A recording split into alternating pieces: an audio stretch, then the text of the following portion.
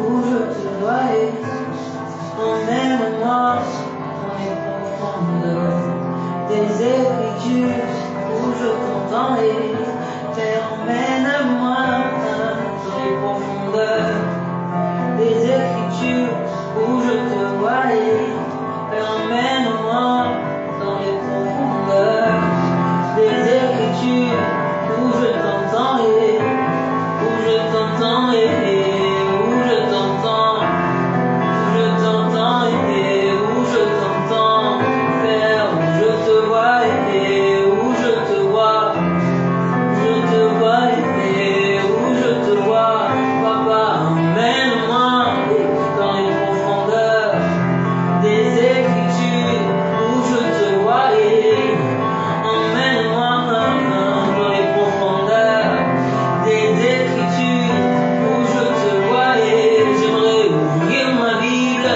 pendant mes temps d'études et j'aimerais te voir, oui, dans ces profondeurs et emmène-moi dans ces profondeurs des Écritures où je te vois et je te vois et où je te vois, je te vois et où je te vois, Yahweh, je te vois et où je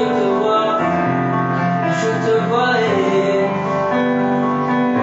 dans ce jardin d'Éden où tout est parfait, avec Noé, avec cette confiance, avec Moïse qui est toujours à l'écoute, avec Abraham rempli de foi, avec Noé qui a dû attendre de te faire confiance, qui a dû attendre de te faire confiance, qui a dû attendre de te faire confiance,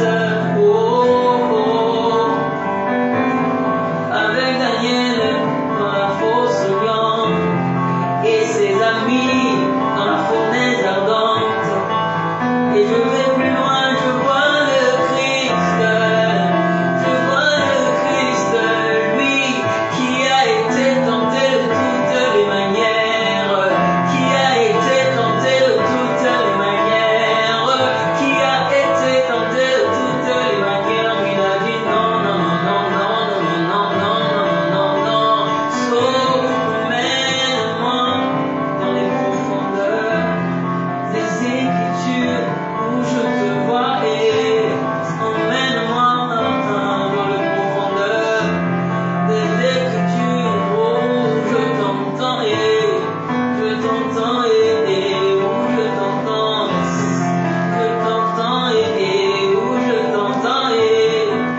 t'entends et où je t'entends, Papa, je veux t'entendre, te voir, te toucher et où je t'entends et dans la vie,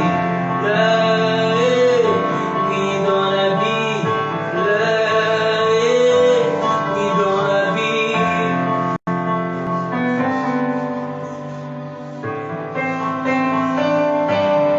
Oh yes.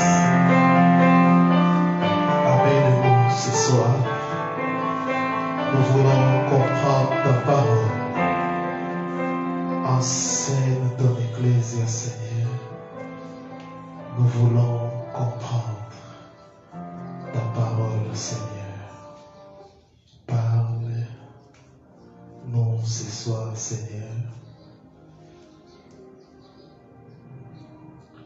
Bénis ceux qui me suivent en ligne. En ton nom, Adonai, Yeshua, nous avons ainsi prié. Amen. Je vous salue au nom précieux de notre Adonai Yeshua HaMashiach. Je salue aussi ceux qui nous suivent en direct sur notre chaîne YouTube JFAS TV et sur nos pages Facebook. Bienvenue dans notre réunion d'enseignement et d'éthique biblique JFAS Enseigne-moi.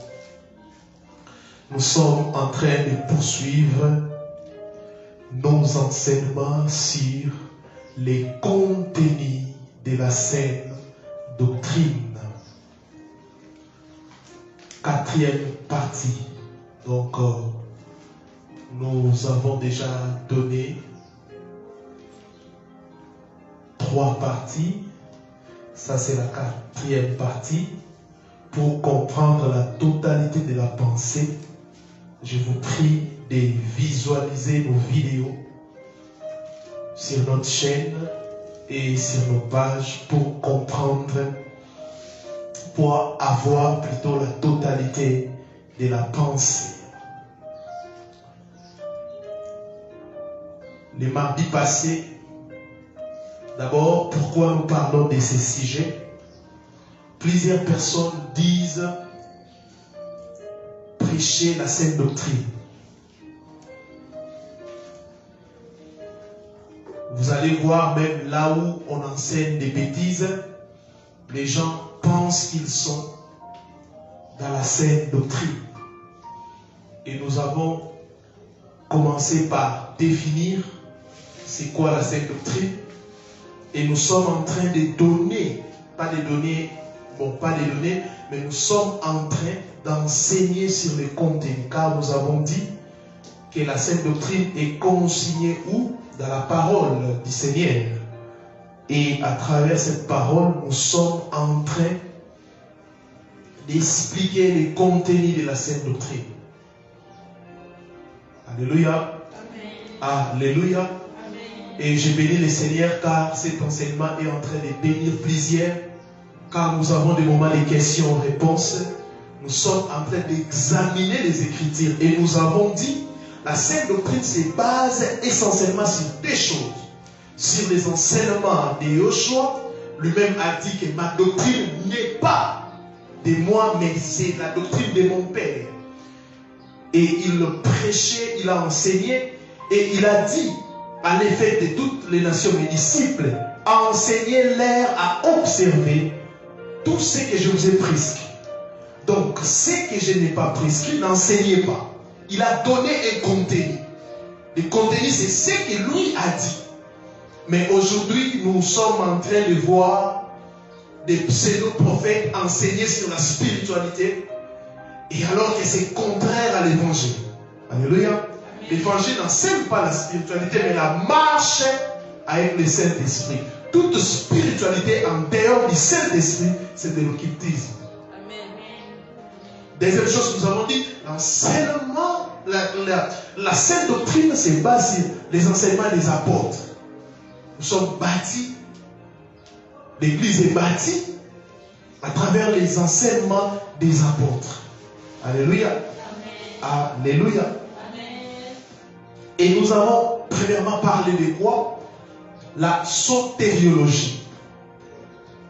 Alléluia. Contenu numéro 1, la sotériologie. La doctrine sur les saints. Et nous avons parlé, on a dit sotéria et logos. Logos, c'est-à-dire c'est une science. Donc la mort de notre Seigneur Yoshua a été même prouvée scientifiquement, historiquement. Nous avons utilisé des méthodes pour confirmer que les salis, il n'y a que les salis en un seul nom, qui est le nom de notre Seigneur Yeshua. Et deuxièmement, nous avons parlé de l'eschatologie. Un message que l'Église actuelle a vraiment enterré. Et nous avons expliqué. Pour ce soir, nous allons poursuivre. Pour ce soir, c'est un cours que je donne aussi à l'Institut théologique, l'ecclésiologie. L'ecclésiologie, avec DC. Et le deuxième E, c'est avec accent. L'ecclésiologie. C'est quoi l'ecclésiologie? Étymologiquement, étude de l'Église est une branche de la théologie chrétienne qui étudie les origines du christianisme et d'un point de vue croyant, les rôles de l'Église dans l'histoire du salut, Cette église est formée par les fidèles unis dans les baptêmes et dans la foi à la résurrection du Mashiach. Ecclésiologia, ecclésia. Ecclésia veut dire ensemblée, église. Logos, c'est toujours une étude, discours, science. Amen. Alléluia. Ici, je vais vous épargner de l'histoire, car j'ai beaucoup enseigné sur l'église. J'ai beaucoup enseigné sur ça. Mais ce soir, le Seigneur m'a donné une orientation particulière par rapport aussi à l'église de ma nation.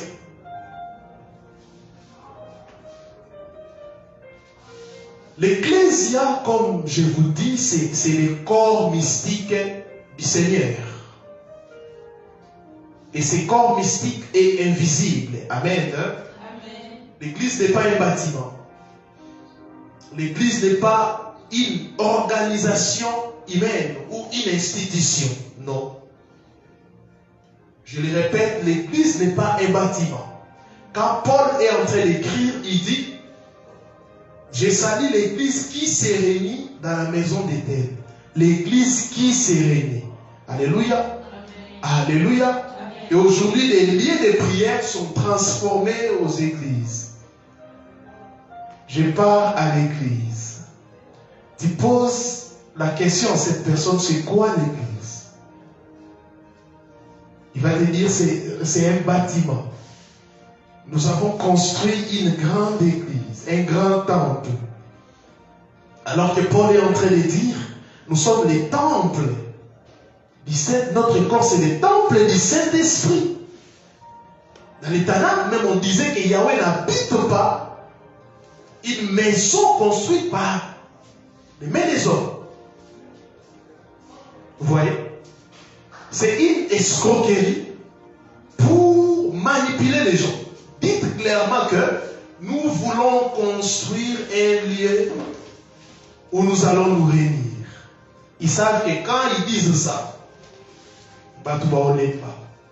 il faut dire un temple, il faut dire la maison du Seigneur. Et c'est comme si le Seigneur avait une maison. Dans la nouvelle alliance,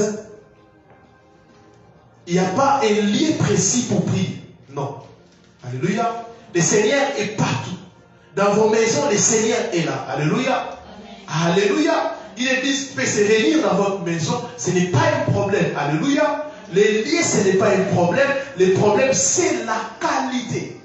Alléluia. Amen. Alléluia. L'église, c'est l'ensemble de tout croyants.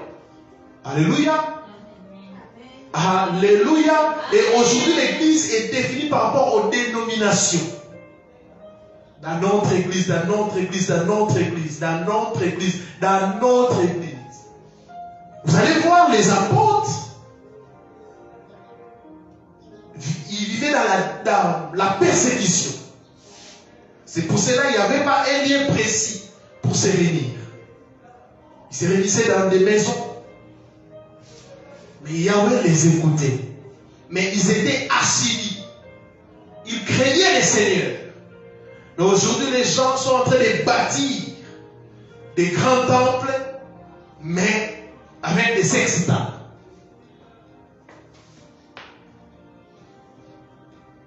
L'Ecclésia du Seigneur, au 1er siècle, était une église disciplinée, où les apôtres comme Paul pouvaient prendre les bâtons pour sanctionner les impudiques, pour sanctionner les gens qui enseignent des fausses doctrines.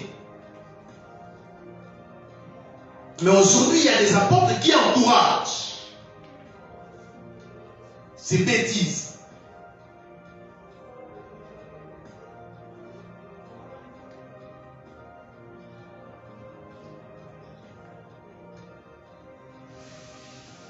Alléluia. Amen. Il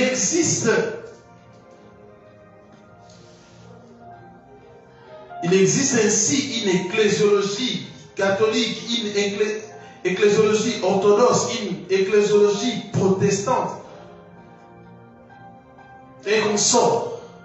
Mais ici, quand je vous parle de l'ecclésiologie, je parle de l'église du Seigneur, de Yeshua HaMashiach. Alléluia. Je vous épargne de l'aspect historique. Alléluia. J'ai déjà enseigné sur ça, l'histoire, le début de l'église et consort. Et retenez que l'ecclésiologie entretient des rapports étroits avec la théologie pastorale qui réfléchit à l'engagement ecclésial chrétien. Alléluia. Et aussi dans l'ecclésiologie, on traite aussi de la discipline dans l'église. Nous allons les voir. Amen. Pour comprendre l'histoire de l'église, je vous prie vraiment de visualiser nos enseignements. Mais nous allons parler de deux choses ce soir. La fondation de l'église. Le premier point, la fondation de l'Ecclésia ou de l'Assemblée. L'église est bâtie par qui et sur qui? L'église, on se pose une question, est bâtie par qui et sur qui? Il y a un verset biblique très mal interprété. Matthieu 16, 18. Matthieu 16, 18. Et moi, je t'ai dit que tu es Pierre, et que sur cette pierre, je bâtirai mon église, et que les portes du séjour des morts ne prévendront point contre elle. Là, c'est la version Louis Sego. Voyons maintenant la version BIM. Vous pouvez prendre vos places.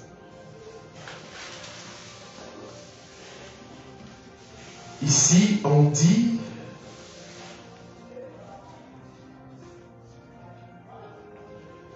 attendez, je vais trouver ce passage. Et moi, je t'ai dit que tu es Pétros et que sur ces rochers, là vraiment c'est une bonne traduction, je bâtirai mon ensemble et les portes de l'Hadès ne prévendront pas contre elle.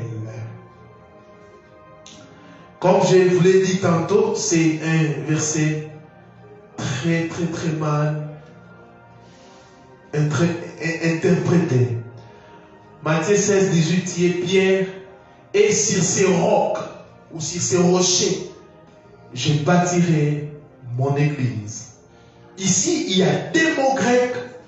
Des mots grecs ont été employés par Yehoshua qui doivent retenir notre attention pour la meilleure compréhension de ces passages bibliques. Des mots grecs. Il y a Pétros et Pétra. Notez bien ces deux mots. Pétros et Pétra. Pétros signifie petite pierre ou petit caillou. Pétros signifie petite pierre ou petit caillou. Et Pétra signifie rocher ou pierre angulaire. Pétra signifie rocher ou pierre angulaire. Ce passage mal compris a amené certains prédicateurs à dire que l'Église est née de la révélation de l'apôtre Pierre, alors qu'en réalité le Seigneur Yeshua parlait de deux types de pierres dans un langage spirituel, c'est-à-dire son Église et lui-même. Alléluia. Quand le Seigneur Yeshua s'adressait à Pierre, il parlait de son Église et lui-même. Écoutez, Yeshua est le Pétra, c'est-à-dire les rochers, la pierre vivante. 1 Pierre 2, 4. Nous sommes vraiment dans une étude biblique. On doit enseigner calmement. Yeshua est le Pétra. Donc quand il disait Pétra là, il ne parlait pas à Pierre, il parlait de lui-même. Je vais arriver. 1 Pierre 2, 4. Approchez-vous de lui, pierre vivante, rejetée par les hommes, mais choisie et précieuse devant Elohim. Vous voyez ça? Yeshua est la pierre angulaire, c'est-à-dire les fondements. Acte chapitre 4, le verset 11e. Acte 4, 11. Yeshua est la pierre rejetée par vous qui bâtissez et qui est devenue la principale des lampes. Vous voyez ça? Il s'est défini ici comme les pétras, les rochers, la pierre angulaire. Éphésiens 2, 20. Éphésiens chapitre 2, le verset 20. Vous avez été édifiés sur les fondements des apôtres et des prophètes, Yoshua lui-même étant la pierre angulaire. Alléluia. Alléluia. L'Ecclésia est bâtie par lui et sur lui.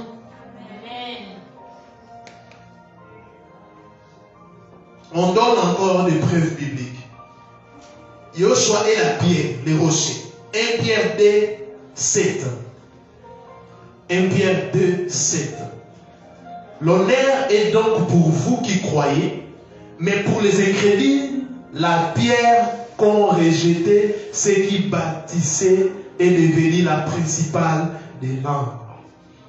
Encore un verset. 1 Corinthiens 10, 4. 1 Corinthiens 10, 4. Et qu'ils ont tous bu les mêmes breuvages spirituels, car ils buvaient à un rocher spirituel qui les suivait, et ce rocher était Mashiach. Vous voyez? Petra, c'est la pierre angulaire, c'est Yoshua HaMashiach. J'ai donné plus de 5 passages qui confirment que c'est lui, les Pétra.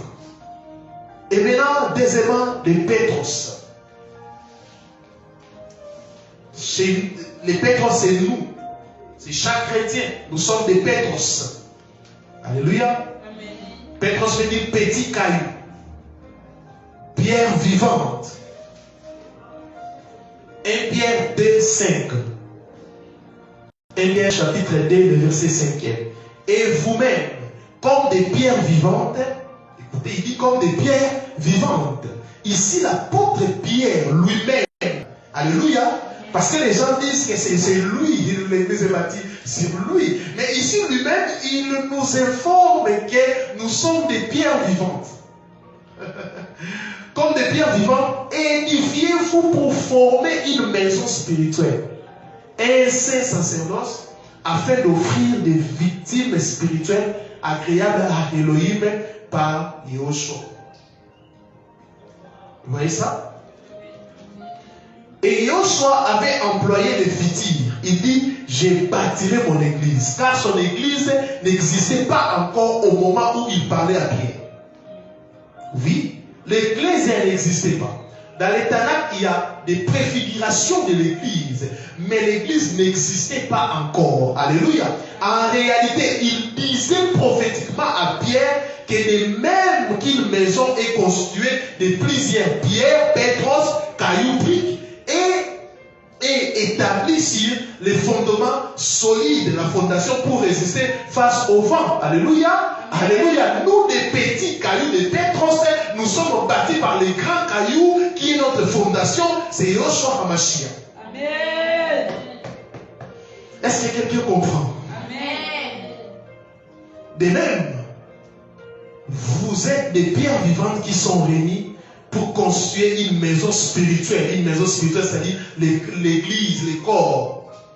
Et cette maison ne peut être renversée car elle est établie sur moi qui suis le roc, la fondation, la pierre angulaire. Alléluia. Pierre est mort. Alléluia. Mais l'église continue. Pourquoi? Parce que l'église n'est pas bâtie sur lui, mais l'église est bâtie sur le roi des rois, le vainqueur de Golgotha, le seigneur des seigneurs, Yoshua HaMashiach, les patrons, les boss de l'église. Alléluia. C'est lui qui nous a sauvés et nous a rachetés par son sang. Il est la pierre angulaire. Cette déclaration prophétique de Yoshua n'avait rien à voir avec l'individu Simon-Pierre, mais avec l'église dont Pierre n'était qu'une représentation. Ce passage a été mal traduit par beaucoup comme suit. Et moi, je t'ai dit que tu es pierre et que sur cette pierre, je bâtirai mon église. C'est pour cela, quand j'enseigne l'hébreu, le grec, les gens disent, oh non, ça ne sauve personne. Non, mais ça nous permet d'interpréter la parole. Alléluia. Alléluia. Je prêche aussi par prophétie, mais prêcher aussi par connaissance. Alléluia. Ces choses, je les apprises. Alléluia. Dans les bancs de l'école, c'est pour cela que je les enseigne. Alléluia. Au-delà de prêcher par révélation, apprenez, apprenez, apprenez. L'église actuelle est remplie vraiment des gens qui n'aiment pas la connaissance. Ils aiment des sensations, ils aiment parler d'autres langues, mais ils ont un cerveau vide.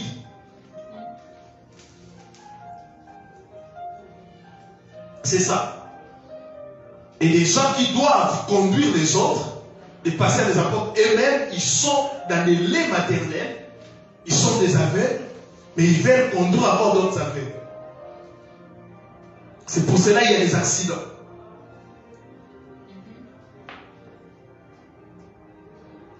Amen. Or, pour une bonne compréhension des propos de Yoshua, il est important d'insister sur la distinction que les Grecs font entre Pétros, petit caillou, et Pétra, roc, rocher, qu'il est entre que Yoshua HaMashiach, le rocher des âges. Ésaïe 17:10. Même dans l'Ancien Testament, dans l'Ancienne Alliance, on appelait le rocher des âges. 1 Corinthiens 10:4. De là en découle un enseignement fondamental. L'assemblée n'est bâtie ni par un homme, ni sur l'homme. À l'occurrence, Pétros, Pierre, et ses supposés successeurs, mais par Yehoshua lui-même, qui en est la pierre angulaire et le fondement inébranlable. Et moi, je t'ai dit que tu es Pétros et que sur ce rocher, je bâtirai mon assemblée et les portes de l'Hadès ne prévendront pas contre elle. Et je te donnerai les clés du royaume des cieux et tout ce que tu lieras sur la terre sera lié dans les cieux et tout ce que tu délieras sur la terre sera délié dans les cieux. Maintenant, après avoir expliqué, maintenant parlons aussi de la suite, le verset 19. Quand Yoshua dit, je te donnerai les clés du royaume des cieux. Cela veut dire quoi? Alléluia.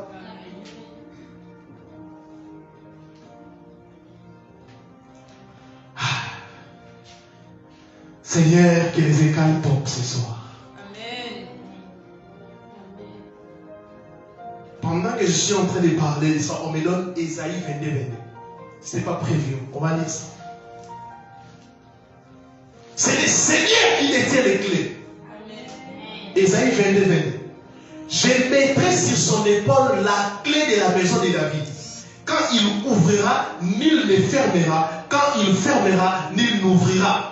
Ici, c'est la prophétie. On parle de Yehoshua. La Bible dit, je répète, Ésaïe 22. Je mettrai sur son épaule la clé de la maison de David. Quand il ouvrira, nul ne fermera. Quand il fermera, nul n'ouvrira. Une mauvaise compréhension de ces versets a contribué à propager l'idée erronée selon laquelle Pétros, Pierre serait le médiateur entre Elohim et les humains, puisque c'est lui qui détient les clés du royaume des cieux. Toutefois, Ésaïe 22 affirme que le seul Yehoshua détient ces clés qui symbolisent l'autorité et la domination. Mais disons dans le cadre de l'héritage que le Seigneur nous a laissé, cette autorité est désormais exercée en son nom par tous les membres du corps du Mashiach. Alléluia. Nous exerçons l'autorité en son nom. Alléluia. Quand il donne la clé, c'est symbolique, c'est prophétique pour que nous puissions exercer l'autorité, pas au nom de Pétros, mais en son nom. Amen. Matthieu 18. Je vous le dis en vérité. Tout ce que vous lierez sur la terre sera lié dans les cieux, et tout ce que vous délierez sur la terre sera délié dans les cieux. S'il avait donné seulement cette autorité à Pétros, il n'allait pas dire ça dans Matthieu 18.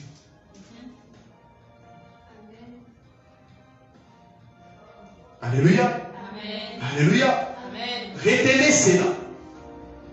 L'Ecclésia est bâtie par lui, Yoshua, et sur lui. Il est notre fondation.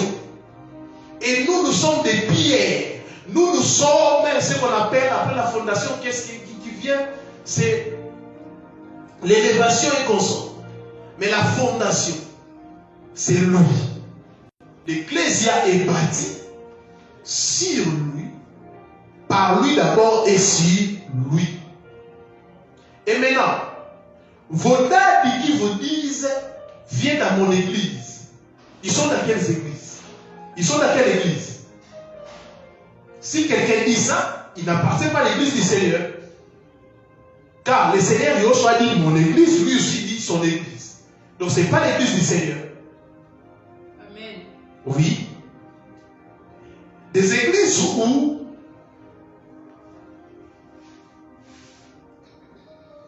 les responsables, les représentants légaux, les pasteurs décèdent et c'est son fils qui faisait les shopping en Europe, il vient, il remplace. Ce n'est pas l'église du Seigneur, ça. Amen. Oui. Où le pasteur décède, c'est sa femme qui remplace. Comme si la responsabilité ecclésiastique était sexuellement transmissible. Vous voyez ça? Vous voyez, c'est clair. Mais vous allez voir des gens prier dans ces, entre guillemets, églises et acclamer les seigneurs. Nous allons parler de l'organisation de l'église ici. Comment les anciens, tout ça. Il y a toute une organisation dans la parole.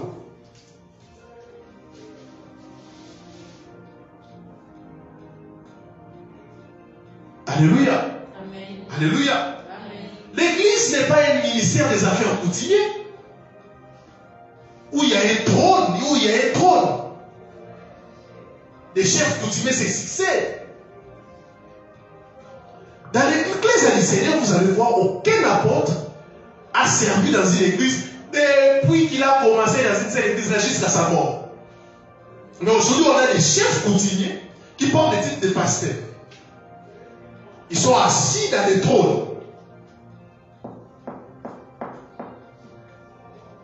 Ils sont assis dans des trônes obligeants. Je ne dis pas si l'enfant a un appel authentique, gloire au Seigneur. Mais je suis contre les fabricateurs des pasteurs.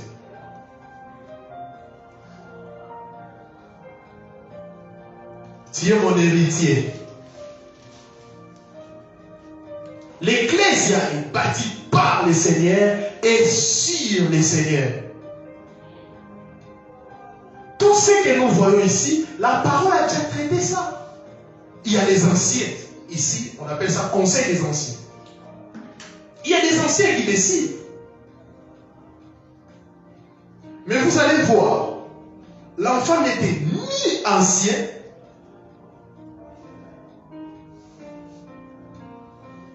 d'ailleurs, il faisait ses shopping en Europe.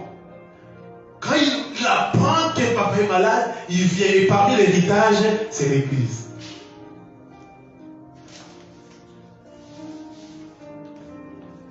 C'est pour cela que vous regardez ces enfants, ils n'ont aucun fardeau. Aucun fardeau. Aucun fardeau. Les églises sont devenues des institutions, des entreprises. Alors que c'est le corps de Mashiach. Et dans l'église du Seigneur, il y a beaucoup de marchands du temple. Des désordres organisés. Des désordres organisés.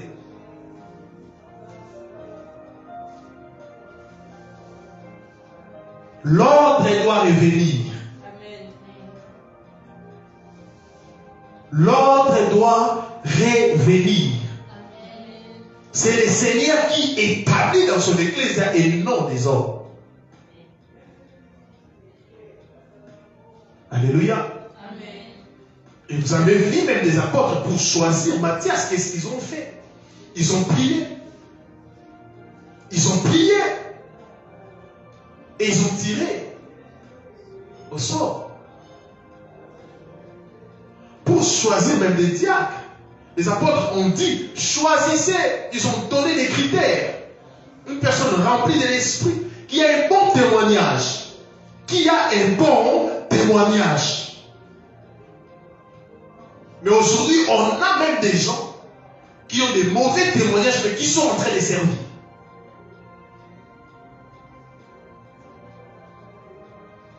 Qui sont en train de servir. Les gens disent, les choses comme qu'ils ont été d'accord, c'est clair, c'est vraiment bien. Mais il y a des catégorisations des péchés. Il y a des péchés que la Bible appelle abomination. Il y a des gens qui ont vraiment un mauvais témoignage. Une personne passe à la télé, elle déclare être entre guillemets. Elle a été sodomisée par une chante, elle déclare ça. Et les gens ne font rien. Et même la justice ne prend pas ça en compte. Mais on attend la personne faire des featuring avec les...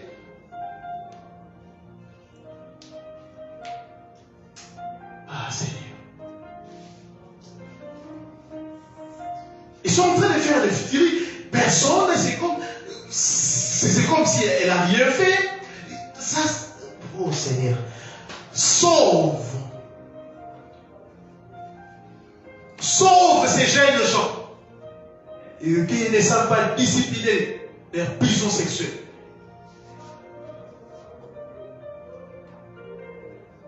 Et qui ne veulent pas même se marier, se cachant derrière.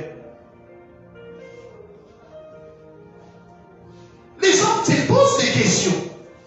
Quand ils chantent, je t'aime Seigneur, ils chantent pour qui?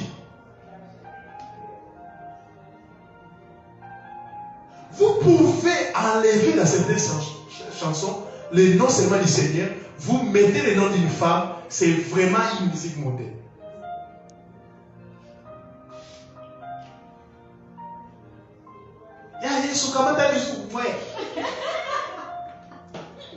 Et vous aimez ces bêtises et vous encouragez ces gens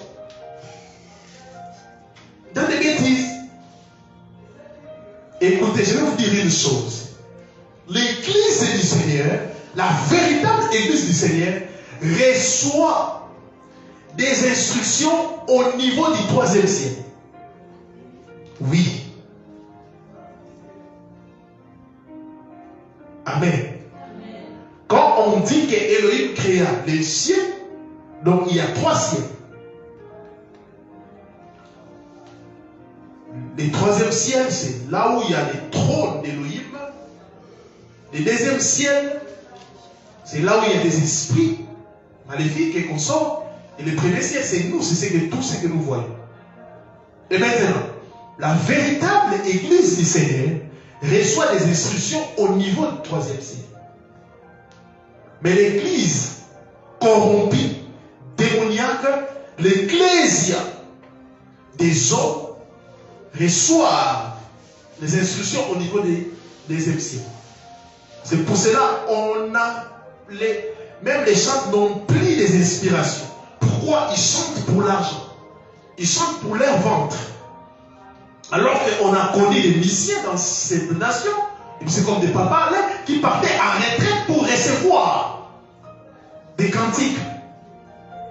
Mais il y a des gens qui pratiquent la sodomie. Il y a des chantres homosexuels, après des sextapes, ils font des albums et ça cartonne. Et les gens ne comprennent pas que ce sont des démons.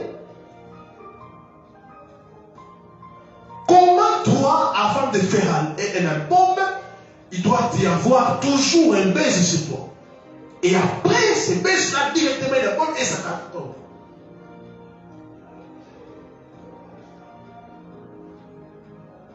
Le Seigneur est en train d'exposer Plusieurs sont dans la cabane juive. Plusieurs sont dans des sectes mystiques qui sont en train de s'accuser même des vierges, des femmes vierges. Oui. Avec vos soutanes démoniaques, des soutanes rouges, des kippas et consorts, des talits magiques, des incantations, l'homosexualité.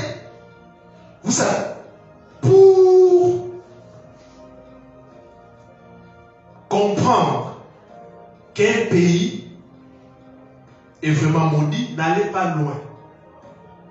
La première chose, la saleté. Deuxième chose, c'est ce que les gens appellent totalisation. La nudité n'est plus. Vous voyez, vous allez voir même quand on parle de sexe, quelqu'un, un enfant, un chrétien demandait, envoyez-moi la vidéo, je veux voir. Oh, la parole est interdite même de voir la nudité, mais les gens cherchent la nudité. Les gens cherchent la nudité comme on cherche l'argent. Ils ont ça dans notre partagez. Comment ces sextapes sont partagés? C'est comme ça. Vraiment, quelqu'un qui est chrétien, une personne qui est chrétienne, mais il demande, envoyez-moi ça. Quelqu'un va acheter des mégas pour voir la nudité. Vous voyez ça? Et au lieu que nous puissions entendre ces choses dans le monde, mais on attend ça à l'église.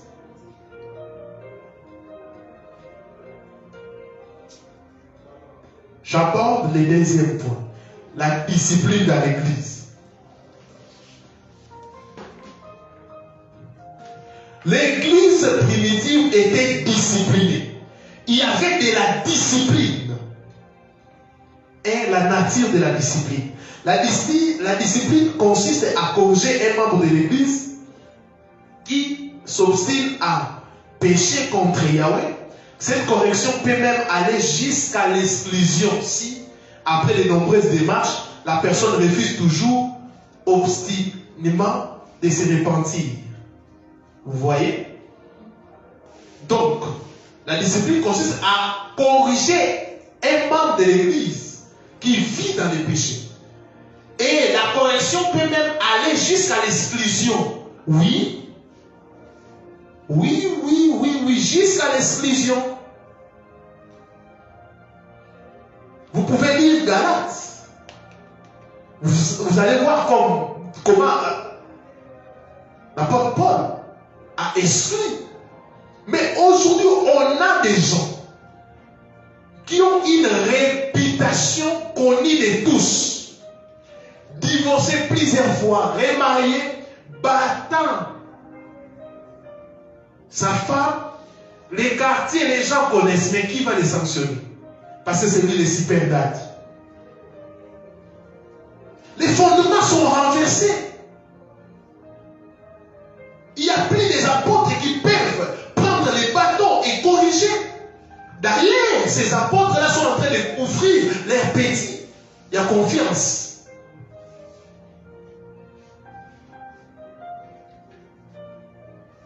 Parce que,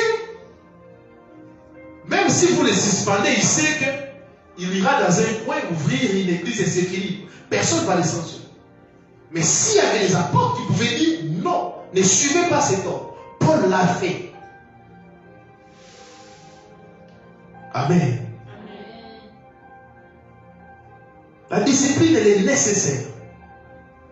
Comprenons toutefois que la discipline corrective s'inscrit à l'intérieur de la discipline au sens large et qui est requise de tout disciple de Christ. Même Hébreux 10, 24 nous dit, veillons les uns sur les autres pour nous inciter à l'amour et aux bonnes œuvres. Nous devons veiller. Parce que les gens disent, oh, vous dénoncez en qualité de qui? La Bible me dit de veiller. Galates 5, 1 à 2. Frères, si un homme vient à être surpris en quelque faute, vous qui êtes spirituels, redressez-les avec un esprit de douceur. prends garde à toi-même, de peur que toi aussi tu ne sois tenté. Portez les fardeaux les uns des autres et vous accomplirez ainsi la loi du Mashiach.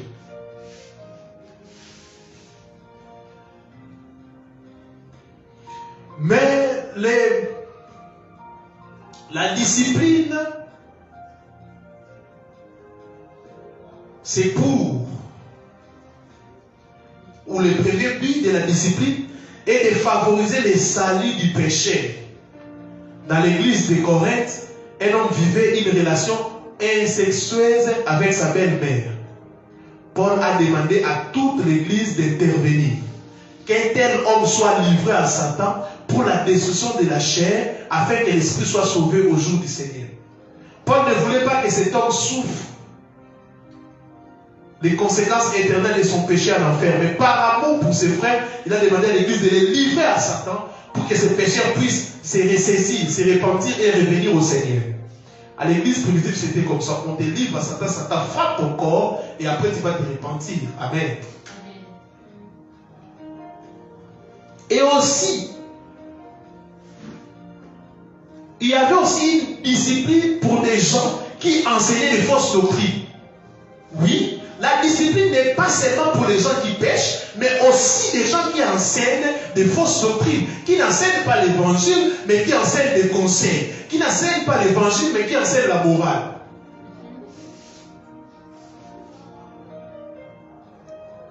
Qui enseignent la psychosociologie. Les profs Baal.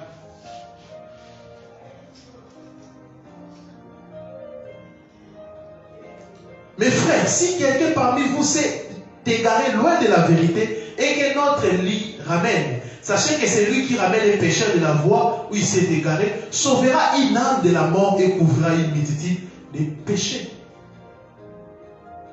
Le deuxième but de la discipline est de préserver la pureté de l'Église. Vous voyez, préserver la pureté de l'Église. Pourquoi on sanctionnait les gens? C'était pour préserver la pureté de l'Église. L'Église, elle est sainte. Quand le péché est toléré, il se met à contaminer toute l'Église. Alléluia.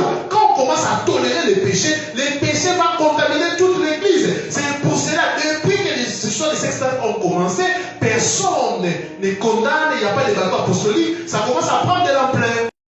Et nous disons non, nous ne pouvons pas tolérer des bénisses de l'Église du Seigneur. Des gens qui divorcent aux yeux de tout le monde et qui commencent encore à reprêcher les gens. Tu vas nous prêcher quoi? Tu n'as pas bien dirigé ta propre maison.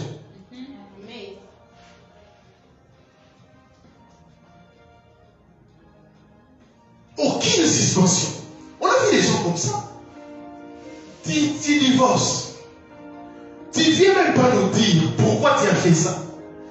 On n'a pas entendu même communiquer que les bien-aimés a été suspendu. On n'a pas entendu ça. Mais si vite nous voyons les jeunes hommes en train de prophétiser. Oh, mais c'est quoi ça? Frère, c'est. Nous blaguons, mais à la ligne où vont les choses, il y aura même des prédicateurs qui prêcheront même ni devant les gens. Il y aura même des chantres qui viendront en sous-vêtements chanter. Amen. Alléluia. Amen. Voilà pourquoi Paul a dit, a exhorté les Corinthiens à discipliner cet homme. Ne savez-vous pas qu'un peu de levain fait lever toute la pâte? Purifiez-vous du vieux levain. Explisez les méchants du milieu de vous. 1 Corinthiens 5, 6 à 7. Il dit chassez les méchants, ôtez les méchants. Qu'un tel homme soit ôté. Pourquoi Paul disait ça? Parce qu'il va influencer les autres. Là où le péché est toléré, donc le péché va être contaminé. C'est pour cela que le Seigneur a établi à l'église des apôtres, des gens qui doivent veiller. L'église du Seigneur n'est pas une poubelle.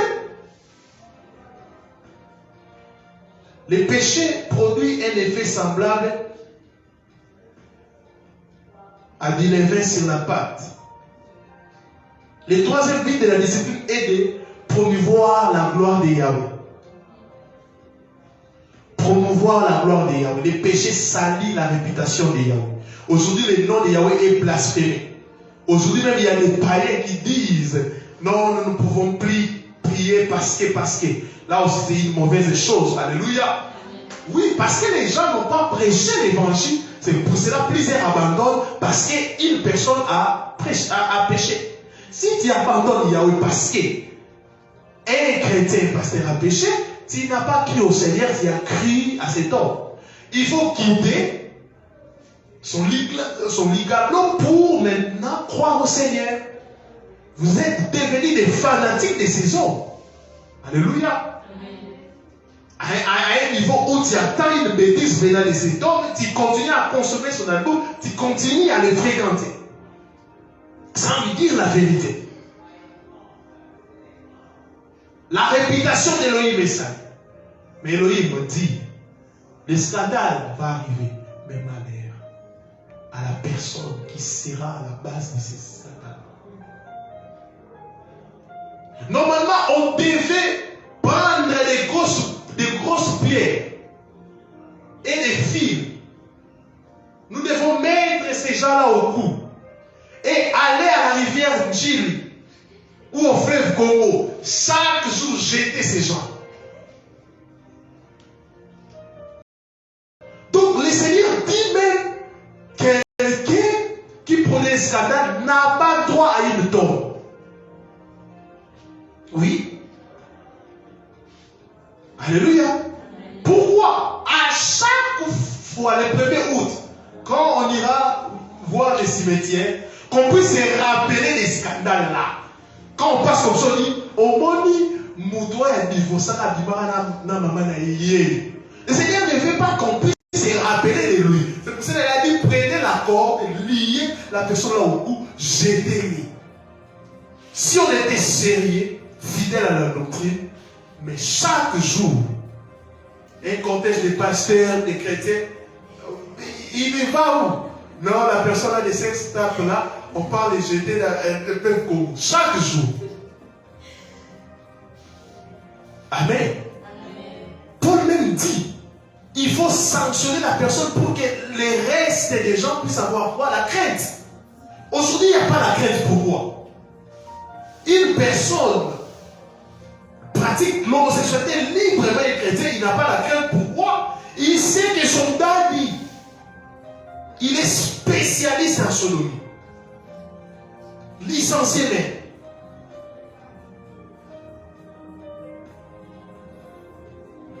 Quand un chrétien, un enfant de l'Élohim pêche, il doit être 6 familles. Quand c'est un pasteur, vous allez voir, soutenons nos zéros, soutenons, prions pour eux.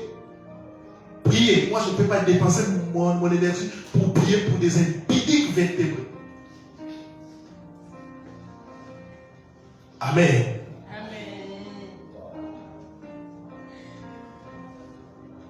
Alléluia. L'église de Corinthe qui tolérait l'immortalité sexuelle a déshonoré Yahweh.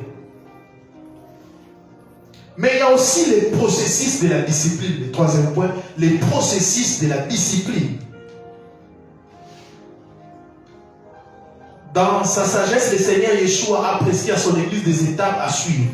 Matthieu 18, 15 à 18. Que faire dans les cas où l'un de nous s'aperçoit qu'un frère ou il sert à pécher? Nous avons la responsabilité d'aller voir directement la personne. Matthieu 18, 15. Si ton frère a péché, va et reprends-les seul à seul. Ainsi, nous préservons sa réputation et nous favorisons sa repentance. Là, c'est la première fois on voit les frères. Et plusieurs chrétiens négligent d'exercer cette responsabilité. Alléluia. Ils pensent que seuls les anciens ont la responsabilité d'exercer la discipline ou préfèrent ne pas se mêler de ceux qui ne les regardent pas. Non, on doit le dire. Caïn a dit une phrase qui a énervé le Seigneur. Suis-je le gardien de mon frère? Genèse 4, 9. Oui, tu es le gardien de ton frère. Alléluia. S'il t'écoute, tu as gardé ton frère. Mais s'il ne t'écoute pas, prends avec toi une ou deux personnes afin que toute l'affaire se règle sur la parole de 2 ou 3 témoins. Tu prends des témoins, tu parles aux frères. Amen.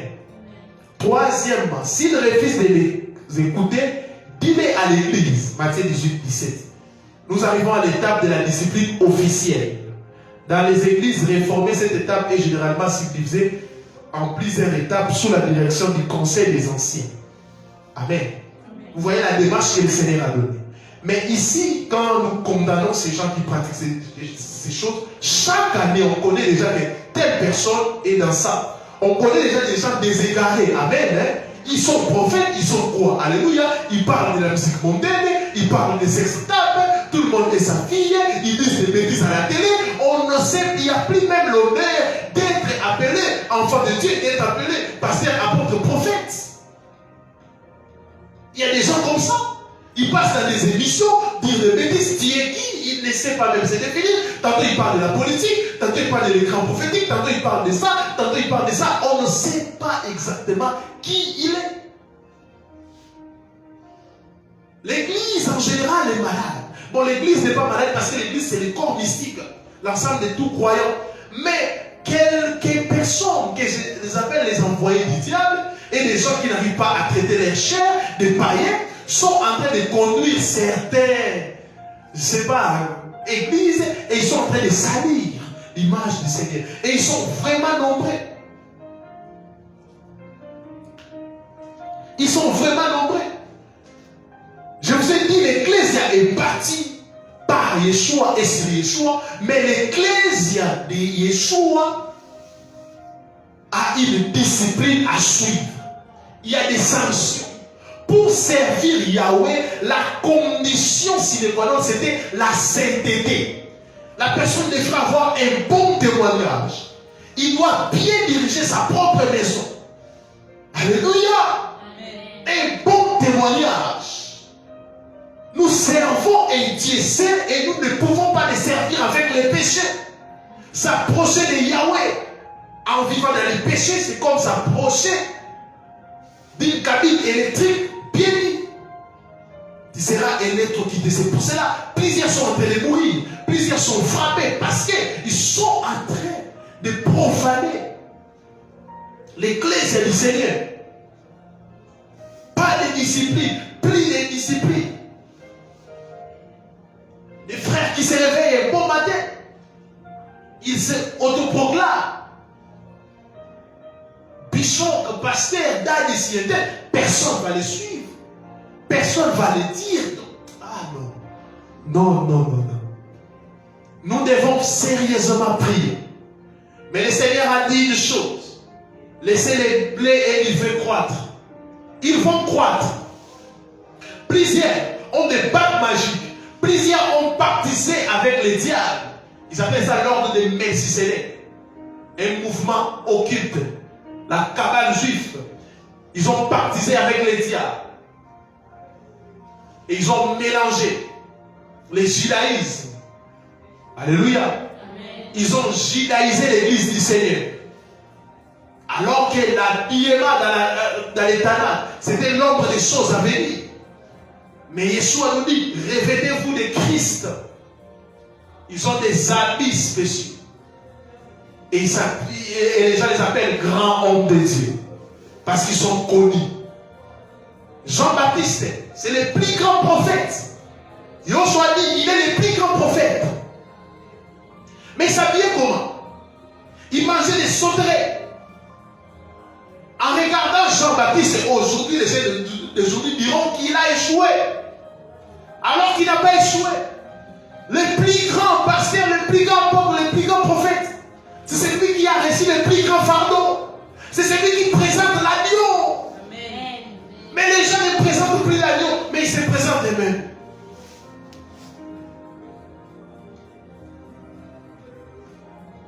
Et les conducteurs, et les chantres, et des enfants d'Elohim, ils sont dans... Je ne sais pas même comment qualifier ça.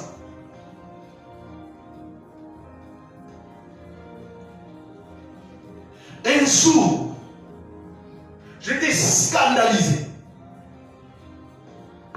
On était scandalisé avec un frère. On avait fini, ce n'était pas un boulot. Je me suis dit, bon, je ne vais pas prier dans une église. Et j'étais là. Les chantres là, ils étaient en train de... Pas de chanter, mais d'animer les gens. Les gens pensent que les mois d'adoration sont des mois d'animation. Oui, il y a une grande différence entre adorer, louer et animer. Il y avait des papas, des responsables. Et les frères ont commencé. Ah, ils ont ces chansons. Et je vois tout le monde faire comme ça. Et des responsables. Moi je disais, il y avait une scène devant. Je disais, cette scène est venue envoûter les gens. Nous sommes remplis de chrétiens charnels, priant mais ça dit très mal. Et vous avez vos cantiques démoniaques. La personne qui a chanté, c'est là d'ailleurs, on ne dansait pas ça comme ça, on se touchait comme ça, on disait. Et j'ai vu, les gens mettaient.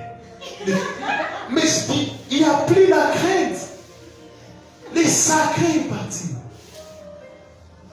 Et comme des chiens sont coincés à l'église, je voyais les pauvres papas regarder. Qu'est-ce qui s'est passé? C'est pour cela que les gens ne sont jamais transformés. Machi a transformé. Quiconque reçoit les vrais évangiles doit être transformé. Ne vous conformez pas au siècle présent, mais soyez transformés. L'évangile transforme, mais la religion réforme l'homme. L'évangile transforme. Tous ces églises, pourquoi jusqu'à aujourd'hui nous prêchons? Ne fais pas ça, ne pêche pas. Pourquoi? Parce que les gens sont dans la dimension des bébés spirituels. Quiconque reçoit, quiconque contemple le Mashiach, tout n'est perdu, mais tout n'est pas utile. Est-ce que c'est utile pour louer Yahweh? Je dois mettre des fesses derrière. Est-ce que c'est utile ça? Un chrétien mature est celui qui sait faire la différence entre tout n'est permis, mais tout n'est pas utile. Il doit regarder l'utilité. Est-ce que c'est utile? Quand il te maquille, tu dis, est-ce que c'est utile de mettre tout ça? Même la personne qui t'a créé, Yahweh t'oublie.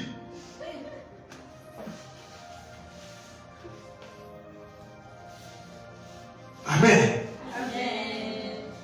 Quand il porte là, ce sont des choses, des rythments qu'on doit normalement prêcher à l'égo, dire tout ça. Mais si nous répétons encore ça, parce que les gens n'ont pas compris l'évangile, la discipline doit revenir.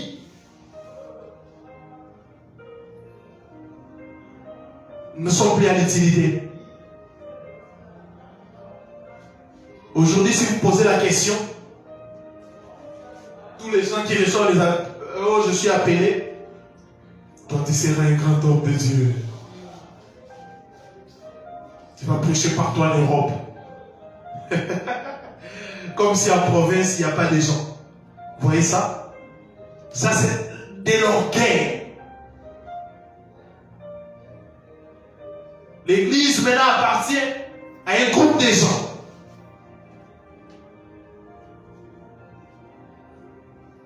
À un groupe de gens. Vous pensez que les apôtres n'avaient pas de femmes? Ils avaient des femmes, ils avaient des enfants. Est-ce qu'on a déjà écouté l'enfant de l'apôtre Pierre l'a remplacé? Pourquoi les apôtres n'avaient pas cherché l'enfant de Judas pour qu'il puisse le remplacer? Vous voyez? Et il y a une chose, je parle toujours de la discipline. Quand je dis que l'église, aujourd'hui, c'est la boutique, réception, les pasteurs reçoivent, l'homme de Dieu, l'homme de feu reçoit. 50 €, 50 $ par heure. Vous voyez ça? Un jour, j'étais très choqué, il y a très longtemps. J'avais essayé le problème, je dis bon, je cherche un homme de Dieu pour partager. Je suis venu, j'ai partagé avec un prophète là, on a fini, et il me regardé, moi je parle, non papa, offrande. Et allez, guérissez les malades. Vous avez reçu gratuitement. Donnez gratuitement. Vous savez pourquoi le Seigneur a fouetté les gens dans les temples? Parce que les temples étaient déliés et marchaient. Les fouets du Seigneur arrivent, Ecclésia du Congo. Répandez-vous. Il y a de vrais serviteurs. Vous avez commencé dans le bon. Le Seigneur vous aime, mais maintenant vous n'écoutez plus personne. Vous êtes en train de faire des bêtises. Répandez-vous.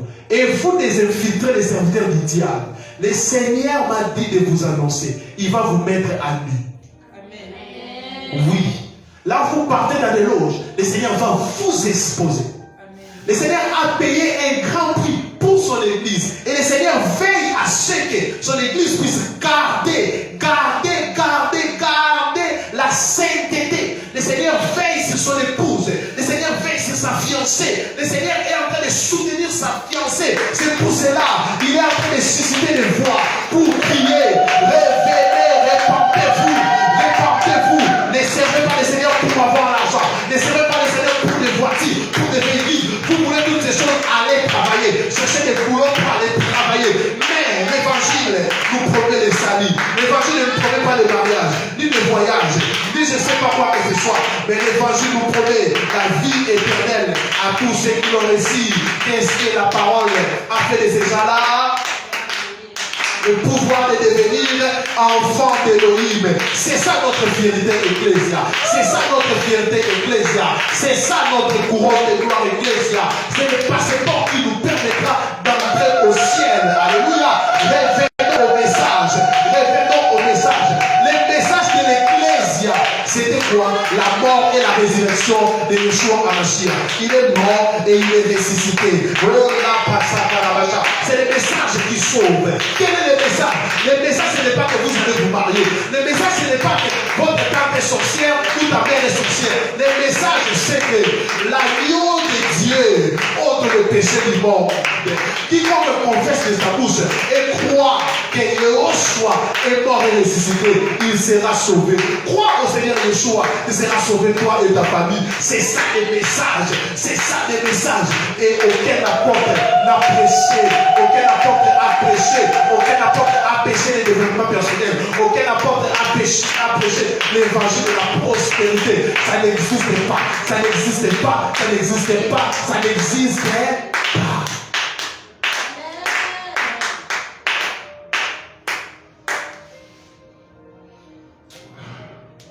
Seigneur, sauve ton église. Oh, lèvons-nous voix et prions pour l'église. Je vais continuer les mardis prochains.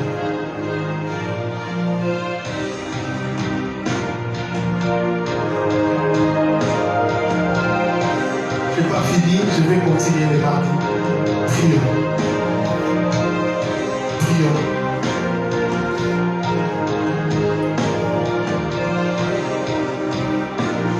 Prions.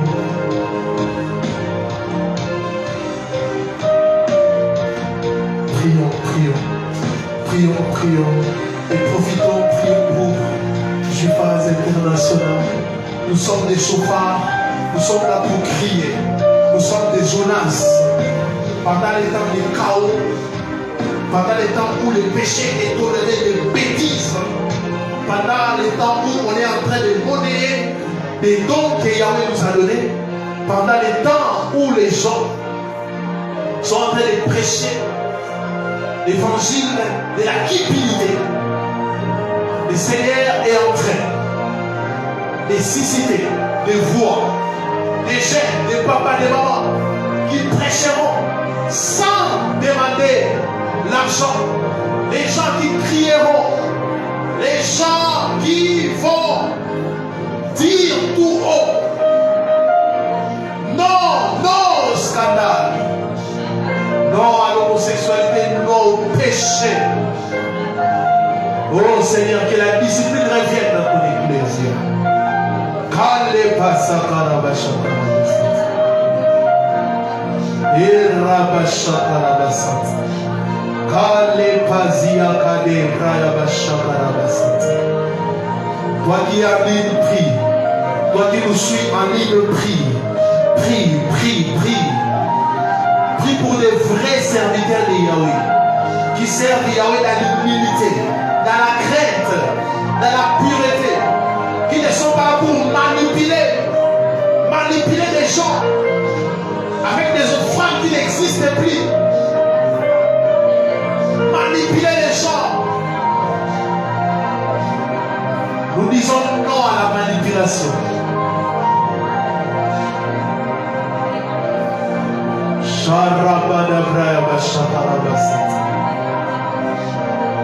Toi qui me suis ami, même si tu es fâché, prie.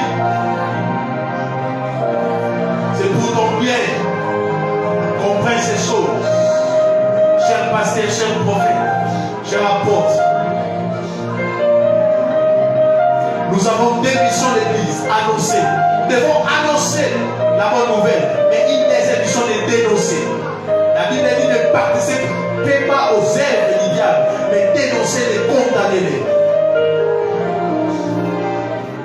Yoshua prend la place afin que l'occultisme puisse réguler, la magie puisse réguler, que la parole véritable soit prêchée dans cette nation et dans le monde entier.